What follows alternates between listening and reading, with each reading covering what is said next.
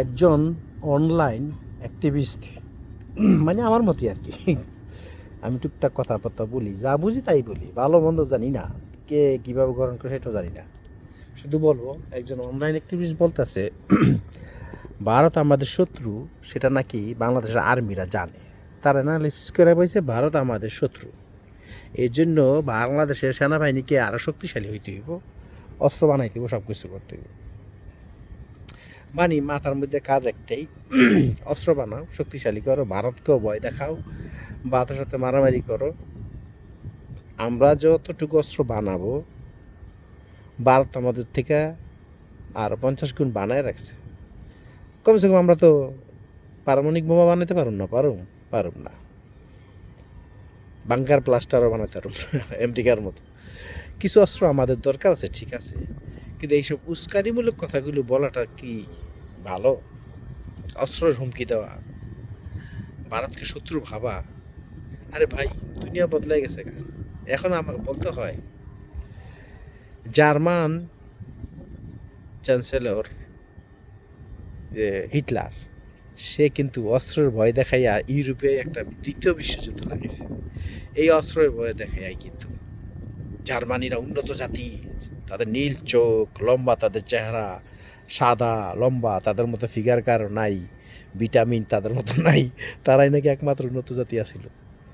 সেই অহংকারে, সেই প্রযুক্তির অহংকারে, টেকনোলজির অহংকারে তারা কিন্তু উন্নত জাতি ঠিকই আছে, দেশকে অনেক উন্নত করছে। আমি জার্মান গেছিলাম, অনেক উন্নত দেশ, সত্য কথা।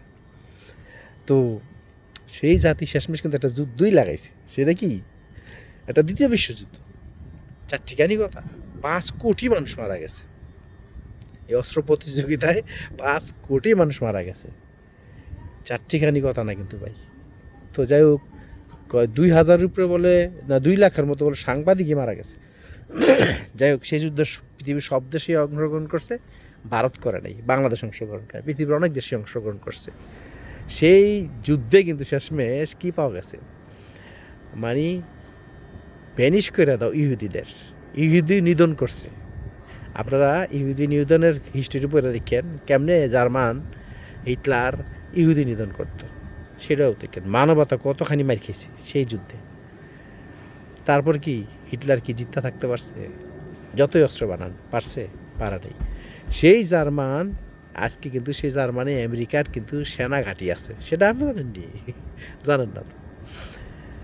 আমেরিকার কাছে মাথা নত করছে, মাথা নত কইরা যুদ্ধ থামাইয়া এরপরে সেনা ঘাঁটি বানাই দিচ্ছে। আমেরিকার সেনারা এখানে থাকে, আমেরিকার ঘাঁটি আছে জার্মানের মতো দেশে। তারপর দেখা গেল সে জার্মান মাথা নত দইলই, শেষমেশ কী হইল, এই জার্মানের নেতৃত্বে আবার কিন্তু ইউরোপিয়ান কমিশন গঠন করা হইলো, ইসি গঠন করছে। ইসি গঠন কইরা ইউরোপের সব দেশকে একত্রিত করছে। কয়টা দেশকে? 7টা দেশকে আগে একত্রিত করছে। 30 বছর তারা এটা নিয়ে আলোচনা কইরা, উন্নত কইরা, তারপর শেষমেশ ভিসামুক্ত করছে 7 দেশে। এমন ব্যবস্থা করছে, এক দেশের মানুষ আরেক দেশে যাইয়া থাকতে পারবো, কাজ করে খাতে পারবো, সব করতে পারবো, ভিসা নাই, কোনো ভিসা লাগে না। ইউরোপের নাগরিকদের এই দেশ থেকে দেশে ওই যে সাইকেল দেওয়া যায়, হাইটটা জায়গা, সাইকেল দিয়ে যায়, হাইটটা যায়, উইরা যায়, আবার কেউ পাংখা লাগাইয়া যায়। আপনারা তো দেখেন না, কইতে পারবেন না। মন তো আপনাদের ছোটো, মনে হইতেছে দুনিয়াতে আপনারই বাস করেন একলা, আর কেউ বাস করে না। এই জন্যেই অস্ত্র বানাতে চান ভারতের বিরুদ্ধে। ভারতের বিরুদ্ধে অস্ত্র বানাইলে সে টাকাটা কে দিবে ভাই? আমেরিকা হাওলাত দিব, কইছে না? অস্ত্র নেও, পরে টাকা দিও। হাসিনারও এই প্রস্তাবটা দিছিল, হাসিনা নেয় নাই। হ্যাঁ, আমি হাসিনার ধন্যবাদ জানি, অস্ত্র নেয় নাই। তা আপনারা কী বলতেছেন, ভারতের বিরুদ্ধে অস্ত্র শক্তিশালী হতে না? আপনি যতখানি শক্তিশালী হবেন বাংলাদেশ, তার চেয়ে 100 গুণ বেশি শক্তিশালী ভারত হয়ে থাকবে, হইতেই থাকবে, হতেই থাকবে। ভারতের বাজেটের কথা চিন্তা করা যাবে না, আর আমরা তো বাজেট দিতেই পারবো না, ঠিক আছে? ছোট দেশ।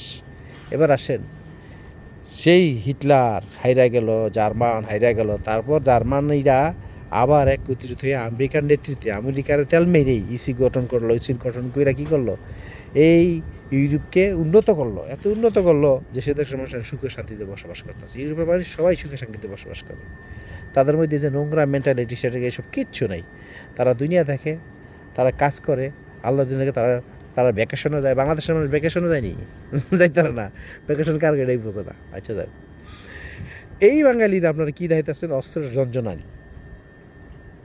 যত বেশি অস্ত্র যঞ্জনানি দেখাইবেন, তত বেশি ভারত আমাদের উপর রাগ হবে। মানে আপনি আমার ভারতের দালাল বলবেন, বলেন, কোনো সমস্যা নেই। দেশের জনগণকে ঋণের বোঝা মাথা তুলিয়া দিয়ে অস্ত্র বানাতে চান। ভারত কি কখন বলছে বাংলাদেশ দখল করে নিবে? বলে নাই। আপনাদের উস্কানির কারণে এসব কথা বলে। যদি দখল করে নিত সে 71 সালেই নিত। শেখ মুজিবুর মাইরে হইলে তারা নিয়ে নিত। যখন শেখ মুজিবুর যখন মাইরা ফেলাইছে তখনই তাদের নিয়ে নেওয়া উচিত ছিল, কিন্তু নেয় নাই, কিন্তু তারা নেয় নাই। অতএব বুঝতে হবে ভারত বাংলাদেশ স্বাধীন থাকলে ভারতের জন্য এটা একটা দেয়াল হিসাবে কাজ করে, প্রতিরক্ষা হিসাবে কাজ করে। তা সেই ইউরোপ কী হইল? ইউরোপ কিন্তু উন্নত হয়ে গেল, আর আমরা কী করলাম? আমরা ভারতের পেটের ভিতরে থেকে ভারতের বিরুদ্ধে কথা হয়ে উন্নত করে লাগতে চাই, ভারতের বিরুদ্ধে যুদ্ধ লাগতে চাই। আপনি জেলেনস্কির মতো কথা কইতেছেন। জেলেনস্কির দেশ তো বিশাল বড়, বাংলাদেশ কত ওইটুকু বড়। বাংলাদেশ একটা ফাইটার উড়াল দিলে গিয়ে দিয়ে ভারতের মধ্যে গিয়ে ঢুকা পড়ে। আপনি কী বলতেছেন ভাই? আমাদের জীবনযাত্রার মান উন্নয়ন করেন, ভারতের বিরুদ্ধে অস্ত্র ব্যবহার না কইরা আমরা আমাদের দেশকে উন্নয়ন করি, জীবনযাত্রার মান উন্নয়ন করি, সেই দিকে চিন্তা করি। এবার আসেন একটা জিনিস বোঝাই। আমেরিকা বাংলাদেশে একটা কোয়াড গঠন করছিল। আমেরিকা কোন জায়গায় আর আমরা কোন জায়গায়? আইয়া ভারতের লোক ইয়া একটা কোয়াড গঠন করবো, আমরা এটা সদস্য হইতাম। সদস্য হলে কী হইতো? মানে আমেরিকা আমাদের নিরাপত্তা দিত। কী নিরাপত্তা? যে আমাদের দেশে কোনো মানুষ কোনো দেশ আক্রমণ করলে তারা আসে যেন আমাদের রক্ষা করতে পারে। আচ্ছা, এই কোয়াডটাই যদি আপনি ভারতে প্রস্তাব দিত যে আমরা একটা কোয়াড গঠন করি, ভারত তো বিশাল বড় দেশ, এর চারপাশে যে দুই তিনটা ছোটো ছোটো রাষ্ট্র আছে, ভুটান, নেপাল আর বাংলাদেশে, এই তিনটা দেশ তো ছোটো, একেবারেই ছোটো। এই কোয়াডের মধ্যে যদি আমরা ভারত যদি বলতো যে এই তিন দেশের কোথাও কেউ কোনো দেশ আক্রমণ করলে তাইলে ভারত আমাদের রক্ষা করবে, তাহলে আরও সোজা হইতো। তাহলে তো ভারত আটকে যায়, ভারত নিজেই বাংলাদেশ অ্যাটাক করতে পারতো না। তখন পারতো না, আরও বরংস নিরাপত্তা দিত। তাহলে কী হইতো? ভারতের সাথে সুসম্পর্ক রাখলে আমরা ব্যবসা বাণিজ্য বাড়াতে পারবো। আমেরিকার সাথে সুসম্পর্ক রাখলে আপনি কী করতে পারবেন? দর্জি কামের ব্যবসা বাড়াতে পারবেন। এই তো, এটা তো ভারতের সাথেও করা যায়। খাদ্য কয়দিন আইনা খাইবেন, দাম তো পড়বো অনেক। এগুলি আসলে ভারতের ঘৃণা করলে চলবো না, একটু বন্ধুত্ব ব্যাপার দেন তো। আমি ভারতের ঘৃণা করতে পারতেছি না ভৌগোলিক কারণে। বলবেন কেন? ভৌগোলিক কারণে, কৃষ্টি কালচারের কারণে, 1000 বছরের স্মৃতি তাদের সাথে, 1000 বছরের ইতিহাস তাদের সাথে। কী করে আমরা তাদেরকে ঘৃণা করবো? আমরা কয়দিন আগে স্বাধীন হয়েছি এর কাছ থেকে? 47 সালে স্বাধীন হয়েছি। আগে তো ভারতেই ছিলাম আমরা।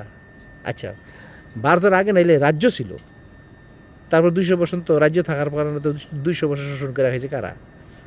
ব্রিটিশরা। তখন তো ভারত এরকম ছিল না। ভারত এতগুলো রাজ্য নিয়ে তো একটা রাষ্ট্র হয় নাই তখন, তখন তো পরে সে রাজ্য। 47 সালে ভাগ হওয়ার পরে ভারত স্বাধীন হয়েছে, পাকিস্তান স্বাধীন হয়েছে, তারপর আমরা স্বাধীন হয়েছি। এখন আমরা ভারতের শত্রু হইতে যাবো কেন? বলেন। আপনি আমাকে হুমকি দিবেন আর আমি কি কি চা খামু? বসে বসে চা খামু? বলেন না। আপনি হুমকি দেন, আমি আপনাকে হুমকি দেবো। অতএব এইসব রাজনৈতিক চিন্তা ভাবনা বাদ দিয়া কীভাবে ইউরোপকে ফলো করবেন, ভারতকে উন্নয়ন করবেন, ভারতের বাসীকে উন্নয়ন করবেন, পাকিস্তানকে উন্নয়ন করবেন, ভুটানকে উন্নয়ন করবেন, নেপালকে উন্নয়ন করবেন, বাংলাদেশকে সেই দিকে খেয়াল করবেন। ঠিক আছে? এসব হুমকি দামকি দিয়া অযথা বাংলাদেশের মানুষের পকেট নষ্ট করেন না, আমাদের জীবনযাত্রার মান দামি বানাই দিয়েন না, আমরা কিন্তু ফকির হয়ে যাব। ভালো থাকেন।